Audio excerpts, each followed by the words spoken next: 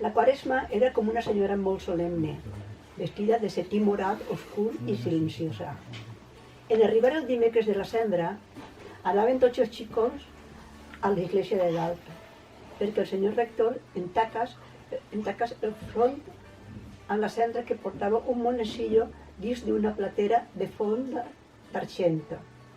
I després ens anaven a la iglesia de baix perquè el senyor vicari ens tacàs el front amb la cendra seua, per veure qui feia la sucada i la tacada més gran. I això, de pulvis eris, ens esgarrifava el cor. I la primera cendra ens la corcaven perquè l'altre mossèn no s'adonés que ja en l'havíem posada. Però la segona cendra l'hem de deixaven fins que ens envolàs quan vulgués. I era com una arrel que teníem a la mort. I tot el dia semblaven vells petits a punt d'esvair-nos de la vida. La senyora Quaresma manava tapar tots els sants de les esglésies i el sacristà es tapava amb drap de color de púrpura pansida. Aleshores jo me l'arreglava perquè durant unes setmanes no tornaria a veure a Sant Bonaventura, un sant que jo li tenia quimera des de saber ben bé per què, però em feia fastig amb les galtes de color de rosa de nina i els ulls parats com els de les nines que em començaven a mirar-me des que entrava a la iglesia fins que naixia.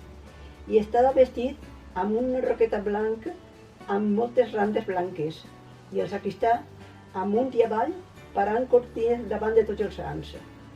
I jo pensava quina cosa faria els sants ara, ben amagats darrere d'un mur de color de pruna pansida.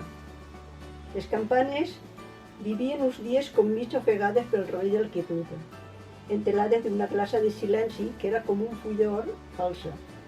I les altres coes també eren quietes i silencioses, tota la vida d'aquells dies. Els homes, en arribar la senyora Quaresma al seu senyoriu del poble, amagaven la petaca dalt del tot el banc dels cànters per llevar-se de fumar i perquè la temptació estigués ben lluny d'ells. I diu que els matrimonis no feien xiquets en tot aquell temps de penitència i els grans, en compte de sopar, prenien la col·lació. I era que menjaven 2 cebes i 2 carxofes torrades amb un ratxe d'oli.